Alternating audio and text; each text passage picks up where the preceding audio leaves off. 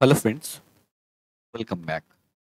आज के इस एनालिसिस वीडियो में हम लोग बात करने वाले हैं काका इंडस्ट्रीज शेयर के ऊपर। काका इंडस्ट्रीज के ऊपर बात करेंगे और इसके साथ ही बात करेंगे सम्मान कैपिटल शेयर के ऊपर भी, क्योंकि सम्मान कैपिटल शेयर के ऊपर जो है इंक्वायरी आया था और काका इंडस्ट्रीज के ऊपर both technically as well as fundamentally हम लोग बात करने वाले। वीडियो को आराम से लास्ट तक जरूर देखिएगा और इनकेस अगर आप चाहते हैं कि इस स्टॉक के ऊपर एनालिसिस वीडियो आए तो आप उस स्टॉक का नाम कमेंट सेक्शन में पोस्ट कर सकते हैं। आने वाले वीडियोस में उन सभी स्टॉक्स को हम लोग कवर करने की कोशिश करेंगे। इसके साथ ही इनकेस अगर अभी तक आप लोग हमारे टेलीग्राम ग्रुप से नहीं जुड़े हैं तो जुड़ जाइए, क्योंकि यहाँ पे लगातार हम लोग इम्पोर्टेंट अपडेट्स को पोस्ट करते रहते हैं, जिससे कि आपको काफ़ी बेनिफिट मिलेगा। क्योंकि जिस किसी भी स्टॉक में ब्रेकआउट होता है जहाँ पे भी एक अच्छा तेज़ी देखने को मिल सकता है। अभी यहाँ पे हम लोगों ने रिसेंटली आपको CDSL को शेयर किया था। CDSL को शेयर किया था 2 दिसंबर को, जब स्टॉक 1667 के लेवल पे क्लोज हुआ था। और उसके बाद अगर देखेंगे तो यहाँ पे CDSL जो है आज एक ज़बरदस्त तेज़ी देखने को मिला है। तो लगातार इम्पोर्टेंट अपडेट्स को हम लोग पोस्ट करते रहते हैं। और इन केस अगर आप खुद से ट्रेड नहीं कर पा रहे हैं तो आप चाहे तो प्रीमियम ग्रुप को भी ज्वाइन कर सकते हैं। सारा डिटेल जो है आपको टेलीग्राम ग्रुप पे मिल जाएगा और ट्विटर और टेलीग्राम ग्रुप का लिंक आपको डिस्क्रिप्शन बॉक्स में मिल जाएगा। काका इंडस्ट्रीज के ऊपर बात करने से पहले हम लोग बात करेंगे सम्मान कैपिटल शेयर के ऊपर। सम्मान कैपिटल के शेयर में अगर देखेंगे तो स्टॉक में एक अच्छा बाउंस देखने को मिल रहा है और ये बाउंस हुआ है आपको 130 के लेवल से। यहाँ पे अगर देखेंगे 130 के लेवल से स्टॉक जो है इससे पहले भी बाउंस हुआ था, यहाँ पे बाउंस हुआ, अगेन इस लेवल पे बाउंस हुआ, यहाँ पे बाउंस हुआ और वापस से यहाँ पे भी बाउंस हुआ है। ऊपर के लेवल से अगर देखेंगे तो ऊपर के लेवल से हम लोगों को एक ट्रेंड लाइन का रेसिस्टेंस देखने को मिल रहा है, जिसको कि स्टॉक ने प्रीवियस वीक में क्रॉस किया था। क्रॉस करने के बाद अगर इस वीक में देखेंगे तो स्टॉक जो है इसी ब्रेकआउट जोन को रीटेस्ट करता हुआ दिख रहा है। यहाँ पे एक अच्छा गिरावट हुआ, उसके बाद स्टॉक ने एक डबल बॉटम पैटर्न का फॉर्मेशन किया और नेकलाइन को ब्रेकआउट दिया। ब्रेकआउट देने के बाद वापस से स्टॉक जो है यहाँ पे आपको रीटेस्ट करता हुआ दिख रहा है और इसके बाद स्टॉक जो है 170 के लेवल के ऊपर निकलने के बाद इस स्टॉक में हम लोगों को फ्रेश तेजी देखने को मिल सकता है। चलिए अब बात करते हैं काका इंडस्ट्रीज के शेयर के ऊपर। काका इंडस्ट्रीज में आज एक अच्छा तेजी देखने को मिला। स्टॉक 17.5% की तेजी के साथ क्लोज हुआ है और लास्ट 1 मंथ में स्टॉक 15.5% के रिटर्न के साथ ट्रेड कर। लास्ट 1 ईयर में स्टॉक ने तकरीबन 74% का एक बहुत ही शानदार रिटर्न बना के दिया है।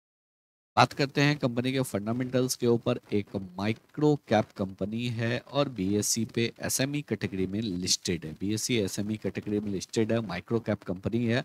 443 करोड़ का मार्केट कैप है। स्टॉक अपने ऑल टाइम हाई पे ट्रेड कर रहा है। कंपनी का पी 34 का है। रिटर्न ऑन कैपिटल एम्प्लॉयड बहुत ही अच्छा है, 25.3% का। रिटर्न ऑन इक्विटी 36.5% का।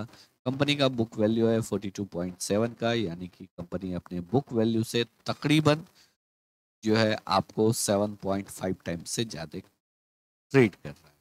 रिटर्न ऑन इन्वेस्टेड कैपिटल 17.1% का है। एसेट टर्नओवर रेशियो 1.95 का। कंपनी काम क्या करता है, तो कंपनी बेसिकली पीवीसी प्रोफाइल में है, जहाँ पे कि मेनली आपको पीवीसी एंड डब्ल्यूपीसी प्रोफाइल करता है, पॉलीमर बेस्ड। और साथ ही साथ यूपीवीसी डोर और विंडोज या फिर उससे एसोसिएट जितना भी एसेसरीज है उसके मैन्युफैक्चरिंग में। कंपनी के अगर ईयरली बेसिस पे देखेंगे तो कंपनी में लगातार ग्रोथ देखने को मिल रहा है। सेल्स जो है ईयर ऑन ईयर बेसिस पे इंक्रीज हो रहा है और लगातार जो है कंपनी एक अच्छा सेल्स पोस्ट कर रहा है। कंपनी के ऑपरेटिंग प्रॉफिट मार्जिन में लगातार इंक्रीमेंट देखने को मिल रहा है और साथ ही साथ कंपनी अपने नेट प्रॉफिट को भी लगातार इम्प्रूव करता हुआ दिख रहा है, यानी कि कंपनी का सेल्स इंक्रीज हो रहा है, ऑपरेटिंग प्रॉफिट इंक्रीज हो रहा है, कंपनी का नेट प्रॉफिट भी इंक्रीज कर रहा है। कंपनी के द्वारा कोई भी डिविडेंड पे आउट नहीं किया जा सकता है, नहीं किया जाता है। क्वार्टरली बेसिस पे अगर देखेंगे तो क्वार्टरली बेसिस पे भी हम लोगों को लगातार इम्प्रूवमेंट देखने को मिल रहा है और सितंबर 2024 में कंपनी ने बहुत ही अच्छा रिजल्ट पोस्ट किया है। लगातार ऑपरेटिंग प्रॉफिट मार्जिन में भी इम्प्रूवमेंट देखने को मिल रहा है। सितंबर क्वार्टर में क्वार्टरली बेसिस पे कंपनी ने अपना highest sales as well as highest net profit और साथ ही साथ हाईएस्ट EBITDA पोस्ट किया है। अगर हम लोग बैलेंस शीट के ऊपर बात करेंगे तो कंपनी के पास रिजर्व्स 44 करोड़ का है, लेकिन बोरोइंग्स जो है वो आपको 58 करोड़ का है। तो बोरोइंग्स ज़्यादा जरूर है, बट एक माइक्रो कैप कंपनी है, इनिशियल फेज में ग्रोथ करने के लिए कैपिटल रिक्वायर्ड होता है और कंपनी परफॉर्म कर रहा है, सेल्स इंक्रीज हो रहा है, तो डेफिनेटली यहाँ पे कैपिटल एक्सपेंडिचर होगा जिसकी वजह से कंपनी को लोन लेना पड़ता है। अगर हम लोग शेयर होल्डिंग पैटर्न के ऊपर बात करेंगे, प्रोमोटर ने अपने स्टेक को इंक्रीज किया है और लगातार प्रोमोटर यहाँ पे लास्ट 1 ईयर में अपने स्टेक को इंक्रीज कर रहे हैं। FII का यहाँ पे कोई भी होल्डिंग नहीं है, पब्लिक के पास 29.98% का होल्डिंग है, जहाँ पे कि ओनली वन HNI क्लाइंट है 1.02% होल्डिंग के साथ। रेस्ट आपको रिटेल पब्लिक के पास है या फिर ऐसे लोगों के पास है जिनका की स्टेक 1% से नीचे है। कैश फ्लो में लगातार इम्प्रूवमेंट हम लोगों को देखने को मिल रहा है, कैश फ्लो लगातार इंक्रीज कर रहा है जो कि क्वालिटी ऑफ अर्निंग को भी आपको शो करता है। चार्ट्स के ऊपर बात करते हैं, वीकली बेसिस पे अगर देखेंगे तो एक हम लोगों को फ्लैग एंड पोल पैटर्न का ब्रेकआउट देखने को मिल रहा है।